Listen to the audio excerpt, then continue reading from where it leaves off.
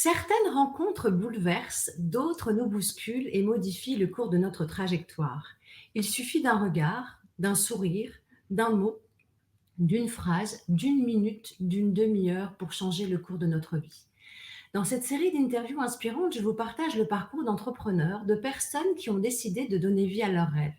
Ils vont vous partager les clés de leur transformation, leur réussite, leurs doutes, ce qui leur a permis d'oser. J'espère que ces échanges vous permettront vous aussi de devenir artiste de votre vie. Je suis Anne-Sylvie Dutry, formatrice et coach en prise de parole en public, créatrice du programme et du podcast Deviens artiste de ta vie, afin de vous retrouver confiance en vous et de développer votre leadership pour entreprendre votre vie. Comment amener de la joie dans des moments suspendus où la vie ne tient qu'à un fil? Mon invité incarne la fée de la joie, Annabelle, qui sublime ces moments avec douceur, amour et tellement de bienveillance et d'humanité. Clown, art thérapeute, conférencière, auteure, créatrice et fondatrice de Nétoile, une association dédiée à l'art soignant centrée sur la joie, visant à accompagner les adultes hospitalisés pour soulager la souffrance psychologique inévitablement liée à la maladie ou à la confrontation de la mort. Également formatrice, elle transmet et forme les équipes soignantes pour mieux accompagner l'humain. J'ai l'immense plaisir d'accueillir une femme au grand cœur, généreuse, explègue et pétillante, qui va vous transporter dans son univers. Je vous présente Sandra Meunier. Bonjour Sandra. Bonjour, quelle jolie présentation. Merci d'avoir accepté mon invitation. Alors Sandra, comme je le disais, ton univers, c'est la joie. Et tu amènes de la joie dans des endroits ou des moments qui ne sont pas forcément emplis justement c'est plutôt des endroits froids où les gens ne sont pas forcément euh, amenés à penser à la joie. Alors, avant de rentrer vraiment dans l'univers d'Annabelle et de nous expliquer un petit peu ton parcours, j'aimerais déjà savoir quel genre de petite fille tu étais. Oh bah, je sais pas, c'est une bonne question. Alors, je pense que j'étais une petite fille, aimante, ça c'est certain. Je voulais que le monde aille mieux.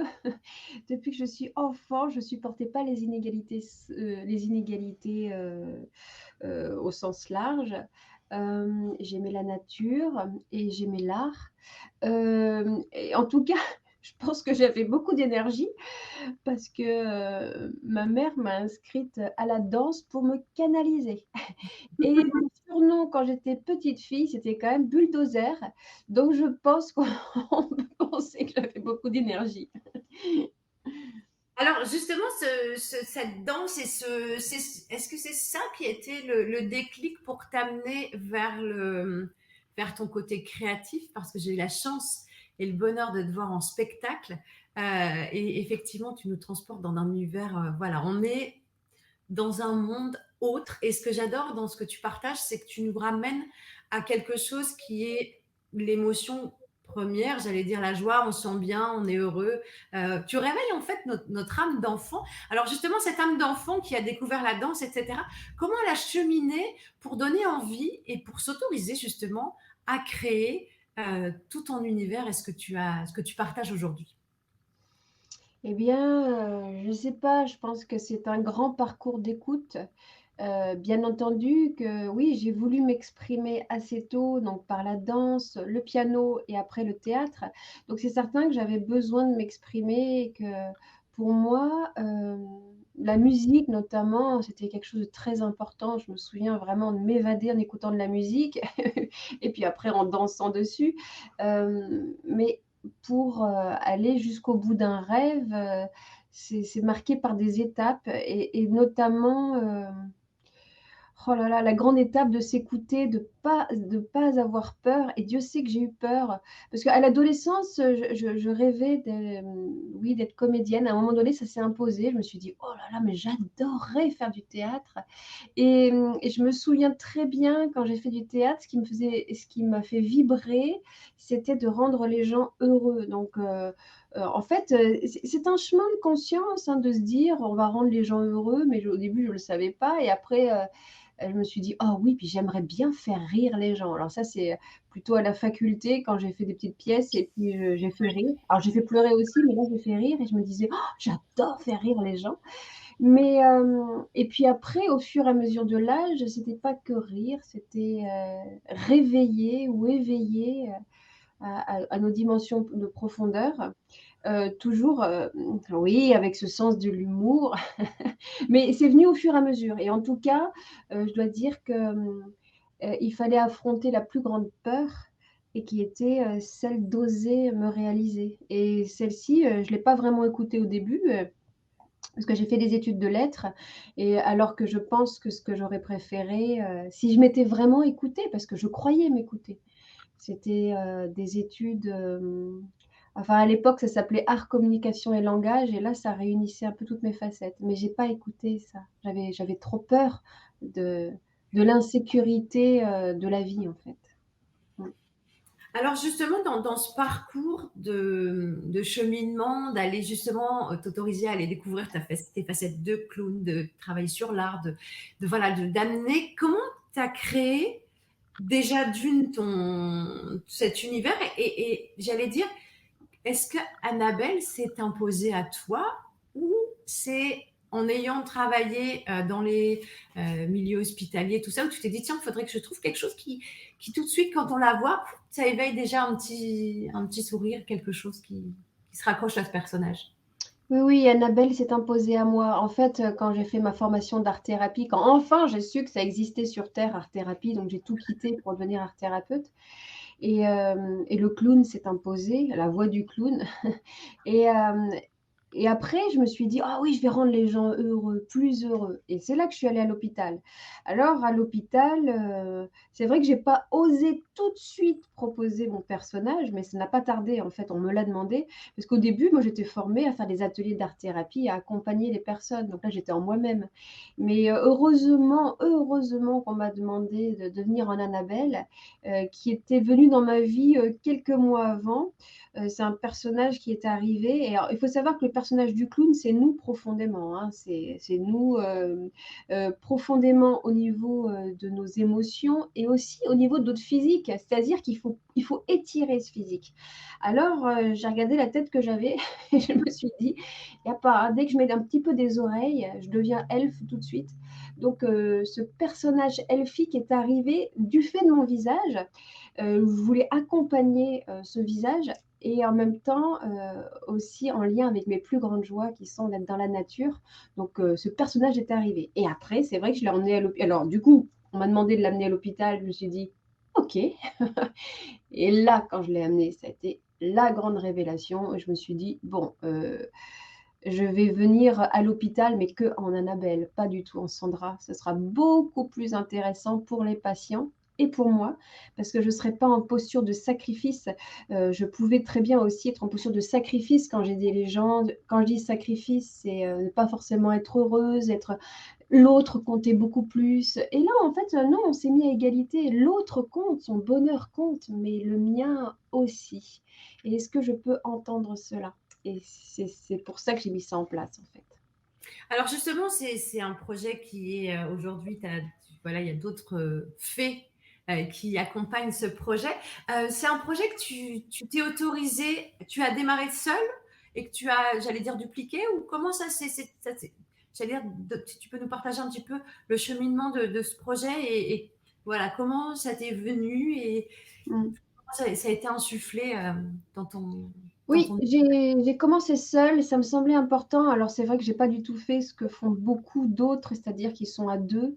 En tout cas, la pratique des clowns hospitaliers, c'est 2 et moi, c'est pas ce que je voulais faire et puis je m'étais pas dit, «C'est clown hospitalier», enfin je m'étais rien dit. Je dis: «Ce personnage, il va y aller» et ce qui m'intéresse, moi, c'est la profondeur, c'est la rencontre, donc j'y suis allée toute seule. Après, quand j'ai vu que ça commençait vraiment bien à marcher, je me suis dit parce que moi, je suis un être de partage et je me suis dit: «Oh, quand même, si quelqu'un pouvait vivre la même chose que moi» et j'ai invité une personne à venir, alors pas dans les chambres avec moi, mais on pouvait se changer ensemble. J'ai trouvé un financement pour 2. On n'était pas ensemble, mais on se changeait ensemble et on partageait après en disant: «Mais tu as vu, c'est incroyable ce qui se passe». Et puis après, au bout de 7 ans de alors après elle a pu arrêter. Moi, j'ai continué et je continuais toute seule et puis au bout de 7 ans, je me suis dit: «Dis donc, mais c'est sacrément, reproductible cette aventure». Et je me suis dit: «Si ça me rend très heureuse et que ça rend très heureux les patients, il va falloir que je trouve une solution pour transmettre ça». Et j'ai transmis ça et sont arrivées les Nétoiles au fur et à mesure, mais vraiment au fur et à mesure. Et la pratique de Nétoile telle qu'elle, elle est venue aussi un peu plus tard. Au début, je ne m'appelais pas Nétoile, j'appelais ça clown sympathique, empathique. Et au bout d'un moment, je me suis dit, mais c'est pas vraiment du clown ce que je fais. Alors, c'est issu du clown, mais ce qui m'intéressait, c'est l'aspect merveilleux aussi. Donc, j'ai enfin trouvé ce mot Nétoile, mais en 2012. Donc, en gros, Annabelle, mon personnage, a un peu plus de 20 ans maintenant. Je Elle suis dans le ma vieillit. pleine jeunesse, là.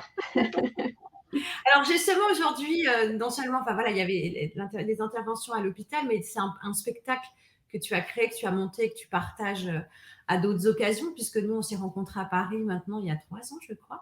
Et c'est vrai que ce que je trouve magique dans ce que tu amènes, parce qu'en fait là on a vu qu'une partie, et c'est vrai que c'est quelque chose, c'est ce que je disais en démarrage, c'est il y a des moments qui sont suspendus et tu as cette capacité à venir reconnecter avec juste ta douceur, il y a le personnage, mais comme tu dis, j'allais dire Annabelle, c'est une extension de qui est Sandra. Alors justement, dans tout ça, si pour les personnes qui écoutent et qui peut-être auraient besoin de se dire, tiens, c'est des choses que j'ai envie de faire, mais je vois pas trop parce que c'est vrai que le côté créatif, clown, machin, l'hôpital, enfin, ça a l'air d'être complètement deux mondes à l'opposé, alors qu'au contraire, on en reparlera juste après, mais si tu arrives à faire en sorte que ça s'emboîte et que ça fonctionne, c'était quoi tes trois, si tu avais trois clés, si tu reprends sur ton parcours qui t'ont permis d'oser, ce serait quoi? Eh beh, la 1re clé, c'est d'abord, dépasser ses peurs. Non, mais cette clé, elle est fondamentale, de se dire: «Mais qu'est-ce qui me donne vraiment le plus de joie?» Je pense que c'est vraiment ça qu'il faut écouter pour, réaliser son rêve, hein. Et enfin, tu veux dire 3 clés par rapport au fait de se réaliser ou 3 clés pour, faire ce que j'ai fait moi? Se réaliser, parce que toi, tu as pu appliquer et qui pourrait être utile pour n'importe quel projet, en fait. D'accord.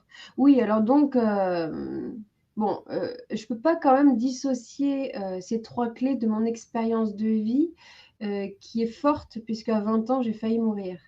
Et si je parle de ça, c'est parce que bien sûr, j'ai fréquenté les hôpitaux, mais moi-même, ayant vécu, un coma et en tout cas une expérience forte, proche de la mort, j'ai eu conscience, surtout qu'une vie, elle pouvait basculer, on pouvait mourir, d'un jour à l'autre.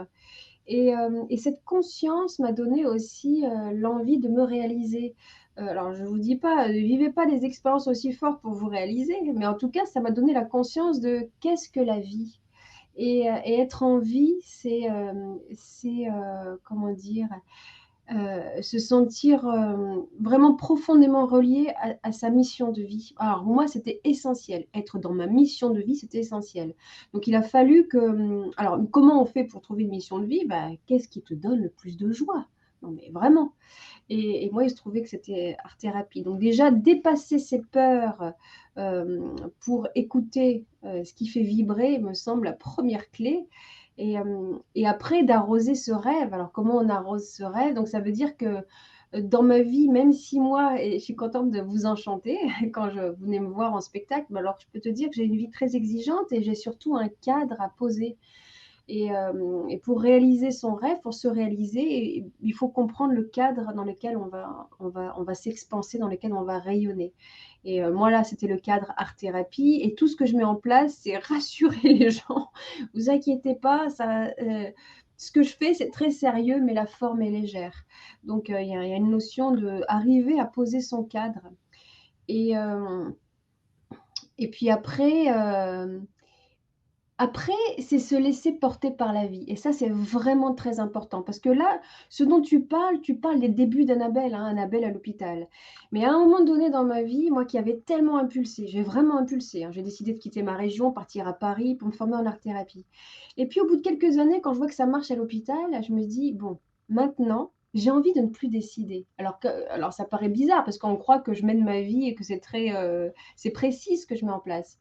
Mais en fait, j'ai fait un pacte avec les étoiles, moi qui suis une étoile, et j'ai dit: «OK, maintenant que j'ai bien initié, ce que je voulais faire, sur terre, je voudrais être guidée, mais c'est pas moi qui vais décider et c'est pas mon ego, je voudrais que ce soit mon âme» et donc là, pour cela et ben, comment on écoute? Bah, c'est des synchronicités, c'est des signes et c'est se laisser porter par cela. Et avec cette énergie-là, il y a toute ma vie qui s'est déroulée et il faut savoir que ça fait peut-être 15 ans que j'ai l'impression de ne pas décider. Vraiment. C'est-à-dire qu'à un moment donné, on m'a demandé des conférences spectacles. C'était pas mon idée. Faut pas croire tout ce que je mets en place, faut pas croire que ce sont mes idées. Non, on m'a demandé des conférences spectacles. Après, on m'a demandé un spectacle, j'ai dit oui. Et après, on m'a demandé de m'intéresser, de transmettre ça aux enfants et j'ai dit oui. Et donc là, c'est là qu'arrive tout, Terre de joie, enfin tout ce que je fais pour les enfants, édité chez Nathan. Donc ça veut dire que je vais jusqu'au bout du projet. C'est-à-dire que quand je m'embarque, quand j'ai l'impression que c'est pas moi qui décide et qu'on me l'a demandé, je dis: «Tiens, c'est un besoin». C'est un besoin, mais pas de moi. C'est un besoin de l'univers, c'est un besoin de la terre, c'est un besoin des terriens et moi alors, ce qui est très important dans ma vie, hein, je ne sais pas vous, ceux qui m'écoutez, mais alors moi, c'est d'être au service. J'ai une dimension de service et pour moi, d'être utile, c'est ma clé. Donc il faut savoir ce qui nous fait vibrer. Moi, c'est être utile. Donc j'ai écouté l'univers et ça continue encore et ça continue. Tout ce que je mets en place, bah, c'est pas moi qui décide. Et ça, c'est une très belle clé pour, ne pas trop, comment dire? Ne pas S'enfermer trop dans quelque chose, souffrir. Comment? ne pas trop s'enfermer dans quelque chose. Ça te Alors 1, ne pas s'enfermer. 2, être toujours créatif, être toujours en mouvement, ne jamais être figé et surtout se sentir complètement aligné. Je pense que ce que les gens aiment dans ma personnalité et c'est ce qu'on me renvoie: «Mais qu'est-ce que tu es aligné, qu'est-ce que tu es dans ta cohérence?» Mais moi, je suis dans ma cohérence depuis le début entre mes valeurs, le sens de la vie, mes valeurs, donc c'est notamment l'utilité. Donc je ne suis guidée que par mes valeurs, en fait. Jamais j'ai été guidée par: «Ouh là là, je voudrais gagner beaucoup d'argent, mais bon, ça va non, mais non, mais non». Par contre, il faut que je gagne ma vie. Ça, c'est autre chose. Mais par contre, par mes valeurs tout le temps. Et en fait, je pense et j'arrête pas de le dire aux gens, si vous voulez vous réaliser, ayez un rêve généreux. Parce qu'avec cette générosité, l'univers va être OK avec ça. On est avec les règles de l'univers et les règles de l'univers, c'est quoi? Enfin, c'est l'abondance, mais de cœur. C'est un projet qui rend les autres plus heureux, plus conscients, plus responsables, enfin, je sais pas. Et avec un rêve généreux, bah, il se réalise. Alors moi, je vous le dis, ayez un rêve, mais si c'est un rêve trop personnel, qui vous permet que de vous réaliser vous et que c'est un peu trop égotique, attention, ça peut ne pas se réaliser. En tout cas, je vous le souhaite même, parce que les plus beaux rêves, pour moi, ils sont altruistes et ils sont coopératifs et ils permettent une nouvelle société. Donc, ne soyez pas inquiets quand quelque chose ne se réalise pas, parce que Dieu sait que moi, des fois, ça ne s'est pas toujours réalisé, hein. C'est qu'à chaque fois, je me disais: «Ah, j'ai encore un rêve encore plus beau. Quel est ce rêve encore plus beau et encore plus généreux? Et avec cette ligne de conduite, il y a tout qui se réalise, mais tout. T'ouvres le champ des possibles et merci du partage parce que je pense que c'est exactement ça. C'est que par moment, c'est pas juste nous, c'est d'ouvrir aux autres et ton approche de la joie, enfin voilà, dans ton univers, tu as vraiment cette côté facétieux. J'ai mis espiègle dans la présentation, mais Annabelle, elle est facétieuse et juste pour la petite anecdote, je me souviens quand on s'était rencontrés à Paris. Au congrès de l'innovation en éducation, j'étais maîtresse de cérémonie. Et donc, la maîtresse de cérémonie, c'est la personne qui dit stop au conférencier. Et là, je me suis retrouvée confrontée à Annabelle, qui, avec son air mutin, me disait non, non, non, non, non, je ne m'arrêterai pas. Et en fait, j'ai trouvé ça génial. Et j'en parle souvent en formation, Sandra, de ça, parce que je me dis, tu avais toutes les autorisations. Et quand on a un personnage, et c'est vrai que d'avoir découvert l'univers de Sandra, ça m'a redonné envie du coup de me dire tiens de refaire de la scène, de me monter. Et c'est vrai que quand on a un personnage, je trouve que c'est beaucoup plus Je ne sais pas si c'est plus facile, mais en tout cas, on s'autorise plus de choses que si c'est nous. Parce qu'en fait, elle peut te sortir des trucs, elle peut voilà, être un petit peu hors ou borderline. C'est pas toi, c'est Annabelle. Et donc, ça m'avait fait sourire parce que justement, voilà, tu incarnes vraiment ce personnage et t'amènes de la joie. Alors aujourd'hui, ta définition de la joie, tu parlais de vibration, etc. Ce serait quoi en quelques mots?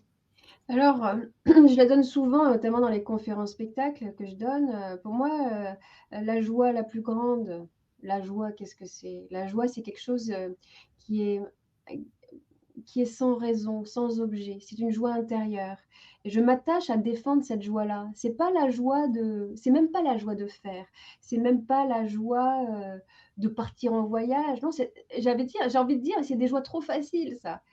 La joie pour moi, c'est un état d'ailleurs, c'est au-delà des émotions. Ce n'est pas une émotion pour moi la joie. Je dissocie vraiment de la joie émotion, de la joie état. Moi, je parle de la joie état. Une joie, hem, donc qui n'est pas liée à l'extérieur et c'est un état de sérénité, de calme absolu. La joie, et je le dis souvent, c'est le lac de montagne, vraiment. La joie, c'est être tranquille, c'est ça la plus grande joie et c'est vraiment le message que j'avais envie de délivrer aux enfants et que j'avais bien vérifié auprès des gens qui étaient très malades ou qui allaient mourir parce que faut pas croire, il y a une joie qui est encore possible à ce moment-là, mais c'est plus la joie de faire parce qu'ils ne peuvent plus rien faire. C'est c'est une joie d'être et moi je parle de cette joie-là. Est-ce qu'on peut être en joie? Oui, eh ben, oui. Alors, c'est des joies quand même, plutôt méditatives d'ailleurs. C'est la joie de se sentir relié à quelque chose de plus grand, la joie oui, d'être désidentifié. On n'est pas que ce corps, on n'est pas que cette personnalité, je suis bien plus qu'une Annabelle, bien plus qu'une Sandra, je suis même pas tout ça. Je joue à être Sandra même, je joue à être Annabelle, mais après il y a quelque chose qui est beaucoup plus vaste. Donc c'est cette joie-là dont je parle. Alors justement, tu parlais des conférences spectacles. Aujourd'hui, tu partages aussi avec Terre de Joie des ateliers dans les écoles. Quels sont, quel a été l'accueil déjà peut-être pour les enfants, voilà, et surtout les enseignants. Et ce que j'aimerais, c'est que tu nous donnes quelques pépites de retour des enfants qui t'ont fait waouh en disant mais Mmh. ouais, je sais pourquoi je fais tout ça et d'avoir été touché peut-être par des retours Alors d'enfants. j'ai été très touchée parce que quand j'ai commencé à inventer Terre de Joie, d'abord je l'ai testé auprès des classes, auprès des enfants. Je voulais savoir si ça marchait, surtout sans moi, parce qu'après je me suis dit: «Ce sont les enseignants, ce sont des gens qui enfin ce sont, enseignants ou thérapeutes, peu importe, qui vont tester Terre de Joie avec, les enfants» et mais qu'est-ce que j'ai été émue quand, un enfant, oui, il y a des enfants qui sont venus me voir en disant, «Merci, hein, d'avoir inventé ça pour nous». Bouf. Waouh. C'est très émouvant parce que ce sont des pratiques méditatives complètement accessibles où je les mets dans leur dimension de cœur. En fait, je leur propose de devenir des héros de la joie, mais en fait, je leur propose d'être des Annabelle, c'est-à-dire qu'on peut changer, on peut améliorer la vie des autres, on peut s'apaiser, on peut trouver une joie intérieure et donc le climat de classe était juste merveilleux. Tous les enfants sont en méditation et méditation créative, hein, donc en même temps, ils imaginent des choses et après ils lèvent la main, ils racontent leur vie intérieure. Quand les enfants viennent me dire ça et ils me l'ont même écrit, des fois ils m'écrivent en disant: «Merci d'avoir pensé à nous». Mais je suis bouleversée et oui, oui, alors ça a eu un très bel accueil. Je trouve que, ce n'est pas du tout assez connu. La difficulté enfin après je me suis rendu compte, la difficulté c'est de faire connaître un tel dispositif et comme ça s'appelle Terre de joie, c'est très ambitieux de dire Terre de joie dans un monde où ce n'est pas la joie et je pense que, il faut aussi que les enseignants, comment dire? Et l'audace de proposer, une éducation à la joie, dans les écoles, c'est audacieux et c'est audacieux particulièrement aussi en France où le mot joie n'a pas toujours sa pleine place. On pourrait plus trouver ça au Québec, je enfin il y a plein d'endroits où la joie passe. En France, c'est un peu limite, hein. On a pu me dire que la joie ça faisait secte, non, mais non, la joie c'est un état et en tout cas ça a été oui, c'est très bien accueilli Et je suis très heureuse de pouvoir accompagner les enfants dans leur profondeur et leur donner des outils pour la vie. C'était ça qui comptait pour moi. J'ai tellement accompagné les personnes en fin de vie ou très malades, je me suis dit, mais il faut le dire aux enfants tout de suite. Mais il ne faut pas attendre la fin de vie pour se dire quel est le plus important. Ah, on peut trouver une joie intérieure. Ah, il n'y a pas. Mais quand on est généreux, on est encore plus heureux. Bah, ça s'expérimente. Moi, je pense toujours que l'expérimentation est supérieure à des concepts intellectuels, parce que quand on expérimente, c'est tout le corps qui expérimente, c'est tout l'être. Et je me suis dit, et les enfants vont l'expérimenter, ils ne vont jamais l'oublier. Et s'ils ne l'oublient pas, bonjour la nouvelle génération qui va arriver. Elle va être coopérative, elle va être sensible, elle va pouvoir aussi parler des choses importantes parce qu'ils se seront habitués à exprimer leurs émotions, leur intime, leur rêve le plus grand. Et j'espère qu'ils n'auront pas peur, ouais, pas peur de vivre leurs rêves. Ça me semble très important. Alors justement, je vais te laisser en parler quelques instants. Ça se présente comment? C'est à partir, s'il y a des gens qui nous écoutent, peut-être des enseignants, des personnes qui seraient intéressées de pouvoir le prendre, voilà, le ramener chez eux, dans leur région. Ça Mm. se présente comment? C'est à partir de quel âge? Et tu en parleras à la fin de l'interview sur l'actualité, on trouvera des informations. Mais voilà, c'est à partir de quel âge? Est-ce que c'est des enfants petits, moyens, grands? Oui, Enfin, oui. Alors, on a deux terres de joie, hein. J'ai fait terre de joie pour l'école primaire et puis pour la maternelle, moyenne et grande section. Donc, ce sont deux coffrets différents. Et alors, on me demande souvent, ah, on peut pas. Enfin, est-ce que c'est vraiment différent? Mais c'est l'univers qui est différent. Un maternel, par exemple, un enfant de maternelle, il y aura des cartes, parce que ça se présente sous un coffret avec 84 expériences. Donc, ils vont vivre des expériences au niveau de l'ère de la joie absolue, ère des émotions délicates, ère des rêves subtils. Voilà, euh, ce sont des univers intérieurs. Et par exemple, en maternelle, il y a une carte notamment, c'est tu es sur un tracteur et tu es heureux. Mais parce que la joie d'un enfant de maternelle, c'est des fois, oui, d'imaginer d'être sur un tracteur dans la nature, ça rend très heureux. Après, quand on passe en école primaire, c'est pas exactement le même vocabulaire et surtout, on a adapté aussi les pédagogies parce qu'à chaque fois, ça a été autant tous les textes sont de moi, mais les livrets pédagogiques ont été créés avec des enseignants. Ça, c'est vraiment extraordinaire. Des enseignants de terrain qui pouvaient l'adapter à leur, dans leur classe. aux enfants. Ouais, c'est ça, à la classe. Donc en fait, on invite, les enseignants vont inviter les enfants à devenir héros de la joie, c'est-à-dire qu'ils vont pratiquer des expériences méditatives, créatives, et après, les enseignants vont interroger les élèves. Et qu'est-ce que tu as vécu? Est-ce que c'était une petite joie, une grande joie, un bonheur, un plaisir, pour arriver à dissocier aussi les états intérieurs. Et puis après, il y a toute la question de l'accompagnement des émotions et parce qu'il y a l'ère des émotions délicates, par exemple, où on peut avoir peur, en colère. Et qu'est-ce qu'on fait de cette colère? Qu'est-ce qu'on fait de cette peur? Et l'enfant va être habitué à même décrire sa peur dans tout le monde. Ben, moi, j'ai peur quand... Et on va réfléchir ensemble.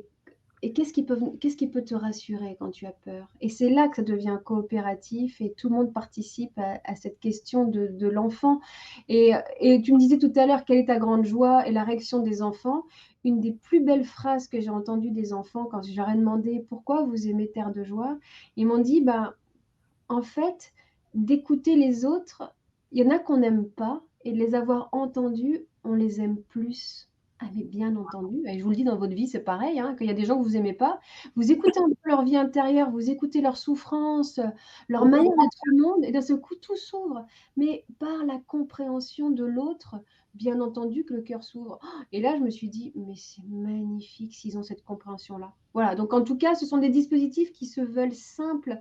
Vraiment, ce sont des tirages de cartes qui sont faits. Et alors, ce qui est vraiment fantastique, qu'est-ce que c'est qu'un héros de la joie? C'est que l'enseignante va dire, est-ce qu'il y en a un aujourd'hui qui a une pratique de joie à inventer pour tous les enfants?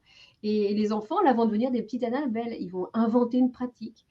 Euh, et là, ce qui se passe, j'adore, c'est magique. Ils vont prendre la place de l'enseignant et avec un petit instrument, un Energy Shine qui fait un bruit délicieux pour que tout le monde ferme les yeux, il va inventer sa pratique de joie. Mais c'est lui l'enseignant.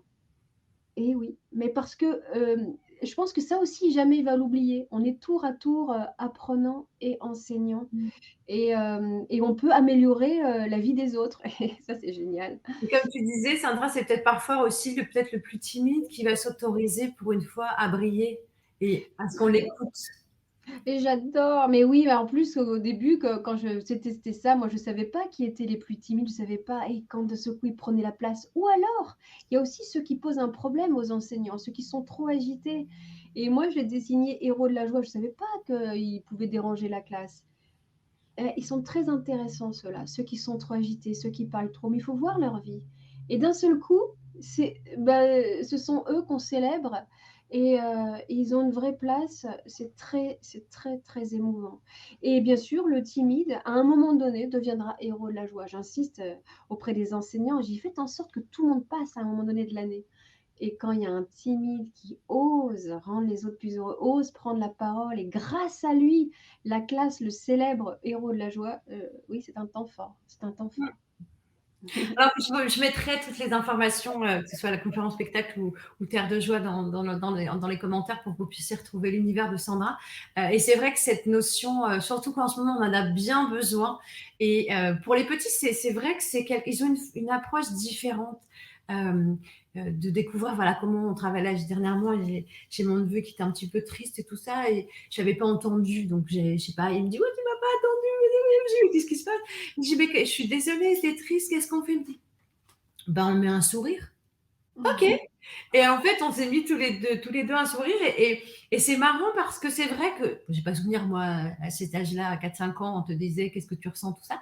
Et c'est intéressant d'aller échanger parce qu'ils ont une autre perception. Et comme tu dis, le fait, si demain ça peut leur permettre aussi à eux de devenir artistes de leur vie parce que ils se sont autorisés à un moment donné. Et parfois c'est juste comme tu dis une phrase, un mot qui va faire que ah bah papa ou maman quand elle dit ça j'ai peur.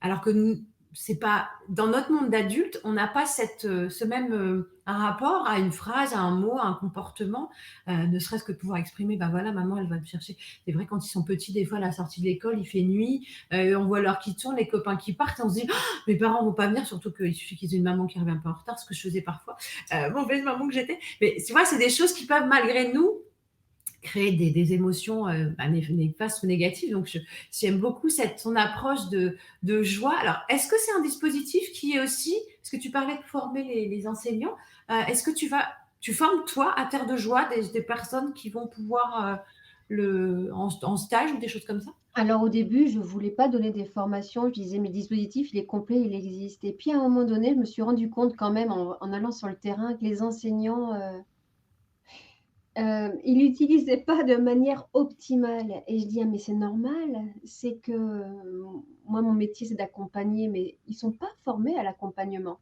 et donc c'est comme ça que je me suis dit: «Mais je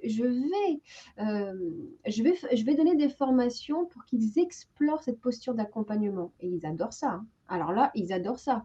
Comment on accompagne un enfant dans sa profondeur, dans sa beauté et ça c'est effectivement, c'est quand même peut-être mieux de suivre une formation et par ailleurs, j'ai décidé et là ça va bientôt faire 1 an, j'ai décidé de créer une communauté, De joie. de terre de joie. Exactement, j'ai créé une association pour une terre de joie et là, je me suis dit: «Mais il faut que je forme aussi des personnes, mais de la communauté éducative dans son ensemble, pour qu'ils aillent rayonner cette terre de joie un peu partout et qu'ils connaissent de l'intérieur cette pratique, cette profondeur. Parce qu'il faut savoir que c'est quand même issu de toute notre pratique d'accompagnement à l'hôpital. C'est aussi profond que cela. Alors, oui, oui, je donne des formations et après, donc il y a alors après, il y a tout un process pour qu'ils deviennent ambassadeurs de Terre de Joie et ça marche et j'anime cette communauté. On se réunit une fois par mois par visio. C'est magnifique de voir ce qu'ils sont en train de mettre en place.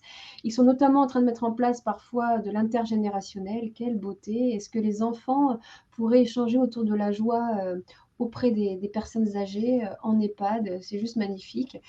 À l'hôpital aussi, ça s'utilise parce au départ, je voulais créer Terre de Joie pour les enfants à l'hôpital. Donc, je vois aussi qu'il y a des récupérations pour l'accompagnement des enfants à l'hôpital.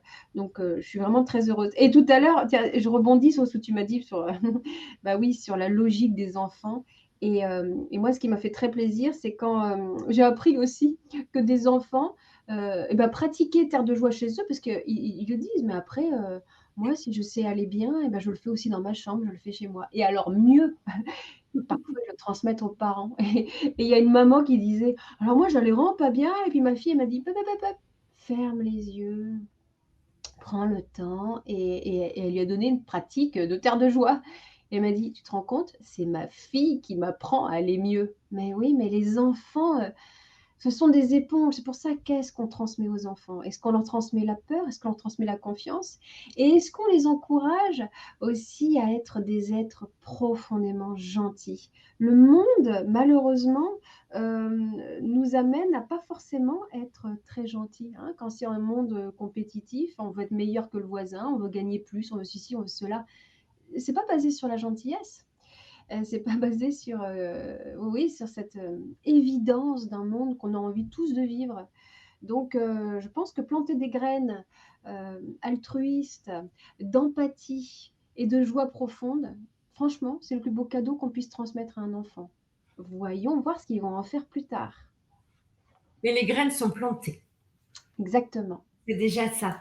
Je Alors, voulais attends, je voulais juste finir parce que c'est vrai que, oui, parce que là, tu me parlais de Terre de joie. Alors, il y a Terre de joie, donc primaire, maternelle et en fait, bah, suite au congrès de Julien Perron, il y a des enseignants de collège qui étaient là en disant: «Mais alors, et Terre de joie au collège?» J'ai dit: «Non mais, heu, oui, enfin, je peux pas faire pour tous les enfants». tu t'es connecté avec là-haut, tu t'es Et en même temps, je me disais: «Ah oui, mais souviens-toi que c'est pas toi qui décides» et en fait, on me l'a demandé avec tellement de cœur et d'insistance, je me dis: «Bon, bah, c'est le prochain projet». Alors que j'avais pas envie, petite Sandra n'avait pas envie, mais alors grande Sandra disait: «Oui, vas-y, vas-y» et c'est comme ça que j'ai dit oui et que, bah, il y a eu le confinement, donc ça a bien arrangé pour que je me consacre totalement à ça. J'ai coécrit, avec un spécialiste de l'orientation, mais pas n'importe quelle orientation, qui était basé sur les travaux de Jung.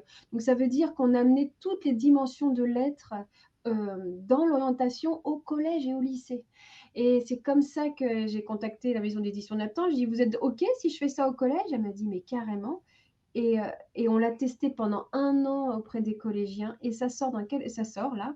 Hem, alors bon, ça va s'appeler «Parcours d'orientation vers un avenir serein». Pour justement que l'enfant on parlait tout à l'heure de mes peurs quand j'étais plus jeune. Je voulais leur dire une chose: «Mais n'ayez pas peur, ayez un rêve généreux» et plutôt que de poser la question, combien ça rapporte votre métier, plutôt vous dire: «Combien ça apporte?» Est-ce que ça va être respectueux du vivant? Hem et surtout de baser sa vie sur le sens, sur quel est le sens et quelles sont vos valeurs et avec ça, tout ça sous la forme d'un voyage du héros. Je pense que là, je suis vraiment dans ma mission de vie et j'invite les jeunes, et ça répond complètement à ta question, je les invite à devenir le héros de leur vie. Mais en simplicité, le héros de sa vie, c'est celui qui est un créateur, qui est artiste de sa vie, comme tu disais. C'est celui qui prend sa vie en main et qui dit: «Ben voilà, moi je veux faire ça». Mais ça peut très bien être: «Moi je cultive mon jardin, je suis heureux là-dedans». Mais très bien, mais sois artiste comme cela, sois créateur de ta vie. Et puis pour certains, ça va être s'autoriser à rêver sa vie. Et il faut savoir, je ne sais pas si vous le savez, on dit, en tout cas c'est Pôle emploi qui dit ça, que 80% des métiers vont être nouveaux.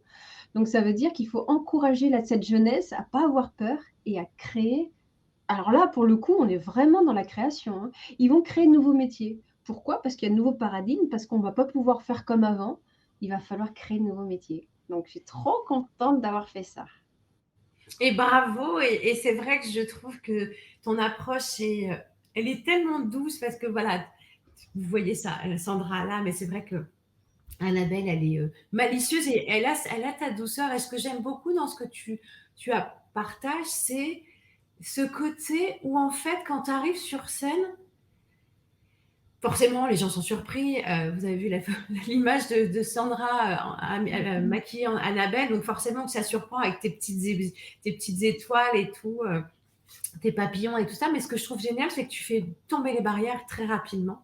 Mmh. Et même la personne la plus je vais pas dire coincé, ce serait pas gentil, mais peut-être des fois des personnes qui viennent à des spectacles ou qui sont tirées par le conjoint, qui disent mais qu'est-ce que tu es venu me faire voir? Voilà, il y a un énergumène qui me parle d'étoiles, de lumière et tout ça, comment je fais? Et en fait, ce que je trouve génial dans ce que tu partages pour l'avoir vu en réel, c'est que tu embarques tout le monde avec toi. Quel que soit l'âge, parce que ce que je disais, c'est que tu viens reconnecter au cœur, déjà, première chose, et l'âme d'enfant de chacun qui sommeille en nous. Et c'est pour ça aussi, et je suis honorée que tu sois là pour en parler, parce que parfois, on n'arrive pas à donner de la joie, on ne s'autorise pas à donner de la joie parce qu'on n'a pas appris. Là, tu plantes des graines, mais il y a des gens, ils n'ont peut-être pas ces graines-là dans leur jardin.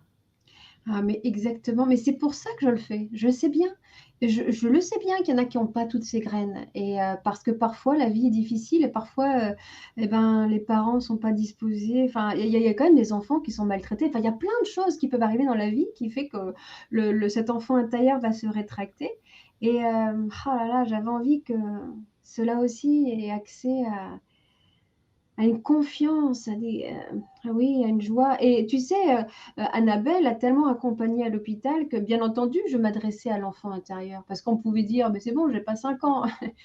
Ah, j'ai dit: «Non, mais moi avec mes petites tresses, mes petites couettes là» et je vais: «Bah, non, j'ai jamais dit que tu avais 5 ans, mais à l'intérieur, tu as aussi 5 ans» et j'aime bien dire aussi qu'on a 5 ans et qu'on a 1000 ans. Et Annabelle a 5 ans et 1000 ans. Elle a tout, on a tous les âges en nous. Et il faut savoir que ce fameux enfant intérieur ou cette partie intacte de nous, hein, ça dépend comment on l'appelle, on a tous une partie intacte. Et je l'ai vérifié à l'hôpital.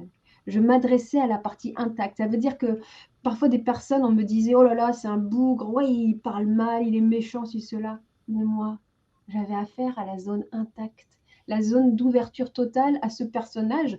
Oui, c'est un personnage qui ouvre les cœurs. Et c'est uniquement pour ça que je le mets, la mets sur scène, Annabelle. C'est parce que je me suis dit, entre Sandra qui parle et une Annabelle, mais Annabelle, elle ouvre les cœurs direct. Alors Sandra, j'espère bien que j'ouvre les cœurs, mais c'est pas pareil, ça va être plus intelligent. Et on est dans une autre intelligence avec Annabelle, l'intelligence du cœur. Et comme tu le dis, ça va direct, c'est cœur à cœur. Alors, il y a des récalcitrants, hein, mais les récalcitrants, c'est qui? C'est ceux qui n'ont plus l'habitude d'écouter leur cœur. C'est ceux qui se sont beaucoup barricadés. Et d'un seul coup, pourquoi il y a autant de gens qui pleurent à mes conférences? Je sais que c'est drôle quand même, il n'y aurait pas de raison de pleurer. Et c'est d'un seul coup, ils me disent, mais j'avais oublié que j'avais ce cœur-là. J'avais oublié que j'étais encore un enfant qui sait s'émerveiller. Wouhou! Mission, mission accomplie. Ouais, ça me Et donne c'est vrai que tu nous crées un environnement, tu crées ton univers sur scène et c'est quelque chose qui est juste magique. Alors tu disais tout à l'heure, je fais ça, je fais ça, je fais ça. En fait, Annabelle, elle ne nous l'a pas dit, mais je pense qu'il y a des petits elfes autour de toi et des petits lutins qui t'aident. Et ce que je trouve vraiment magique, c'est voilà, ce côté d'amener de la lumière, d'amener une source de quelque chose de positif dans du sombre, parce que tu disais à juste titre, dans un monde aujourd'hui, et je le vois quand je travaille avec mes étudiants, quand je leur dis vous avez des rêves, ils me disent madame, vous êtes gentille, mais l'avenir il est plutôt un peu noir et on ne voit pas forcément le bout du tunnel. Et je trouve ça génial. C'est comme si, tu sais, dans le film Vice Versa de Disney, il y a la joie qui pétille, etc. Et il y a la tristesse que dès qu'elle touche un souvenir, elle le noircit en fait. Et là, ce que je trouve génial, c'est qu'en amenant justement un éclairage autre, ben, tu permets aux personnes de ouais, il y a ça, parce qu'il y a peut-être plein de poussière ou plein de je ne sais quoi à l'intérieur d'eux. Leur petite flamme, elle est cachée en dessous de quelque chose. Et un petit peu comme une luciole, voilà, hop, ça s'allume et puis ça commence à virevolter. Et c'est vrai que voilà, je suis vraiment contente que tu aies accepté de venir partager ton message, ton partage, etc. Parce que cette terre de joie, on en a tellement besoin et je retiens vraiment d'avoir un rêve généreux. Et c'est intéressant parce que tu me dis, voilà, moi j'ai décidé, je ne décide plus et je suis en plein là-dedans. Depuis quelques jours, je me dis, bon, bah voilà, je vais laisser, je vais faire confiance. Me faire confiance, mais en faisant confiance à peut-être plus grand que moi. Dans tout ce parcours, Sandra, Annabelle, Sandra, de quoi tu es le plus fière en fait aujourd'hui? Je suis fière d'avoir écouté mon cœur et de pas avoir et d'avoir dépassé ma peur parce que derrière il y a la peur, il y a le cœur et je suis vraiment fière de cela et je suis fière aussi de ma persévérance. Je suis fière de ne pas faire que des choses, comment dire? C'est pas si simple, tout ce que je fais, notamment les dispositifs là, qu'on m'a demandé, c'est pas si facile et je suis, fière de mon courage, de ma persévérance et de, oui, d'aller jusqu'au bout de mes convictions, quoi qu'il se passe et parfois on a pu me critiquer, parfois on a pu dire: «C'est n'importe quoi», on a pu ne pas croire en tous mes rêves, en disant: «Oh là là, mais ça c'est Sandra, elle est idéaliste. Ah oui, madame oui, oui, tout ça, le monde des rêves et tout ça» et je suis fière, de montrer aux autres que, non, non, mais il y a un monde pour les gentils et allez-y et oui, je je suis fière de pouvoir me dire que si demain je meurs, j'aurais fait le maximum. J'ai donné le maximum, j'ai aimé au mieux. Je peux pas faire plus, je crois, que ce que j'ai fait. Alors, je suis fière d'être arrivée là pour mieux mourir. Parce que pour moi, la vie et la mort sont toujours liées et c'est parce que aussi j'ai frôlé la mort que j'ai tellement été dans la vie. Donc, oui, je suis fière de mon courage et ouais, je suis fière de ça. Merci Sandra, merci beaucoup pour ce partage. Alors, on est resté sur la joie aujourd'hui, mais on en reparlera peut-être à l'occasion, mais ça me ferait vraiment plaisir que tu puisses aussi partager l'avant, l'avant-après, parce que comme tu disais, on a eu l'occasion d'échanger sur la fin de vie, le deuil, etc. Et je pense que tu as beaucoup de choses à partager. Alors, c'était pas forcément le lieu là, on a parlé de la joie et c'est très bien comme ça. Mais si tu acceptes, je te réinviterai volontiers pour parler de ça parce que je pense qu'il y a beaucoup de gens qui sont confrontés à des choses pas faciles et pour en avoir échangé avec toi, ça permet aussi de passer des moments difficiles de la meilleure manière qui soit. Donc voilà, on prendra le temps à l'occasion que tu reviennes en Sandra ou en Annabelle. Ça peut être sympa aussi de faire une interview. Exactement. Pas fait, mais ça me ferait très plaisir de t'interviewer en Annabelle. En tout cas, merci infiniment Sandra d'avoir pris le temps de venir partager ton beau parcours, ton projet qui est juste waouh. Et j'ai eu un vrai coup de cœur pour quand j'ai rencontré Sandra. C'est une femme voilà qui irradie, qui as cette générosité. Tu parlais d'avoir un rêve généreux et je pense que tu l'as accompli et tu y es. Et ça m'étonne qu'à moitié, enfin même pas, ça m'étonne pas que les gens ont envie de partager tout ça ailleurs qu'en maternelle ou en primaire parce que tu amènes vraiment de qui tu es et c'est un vrai bonheur de te voir sur scène. Donc merci encore pour tout ça et merci d'avoir passé ce temps précieux avec moi. Merci et surtout allez jusqu'au bout de vous-même, hein. Soyez artiste de votre vie, c'est vraiment le plus beau conseil que je puisse vous donner. Donc son titre est super, hein. Allez-y, soyez créateur. Le plus important, c'est pas d'être le plus bel artiste sur scène, c'est celui qui est le plus grand créateur de sa vie. Vraiment, vraiment. Merci ma belle, à très bientôt. Au revoir. Au revoir.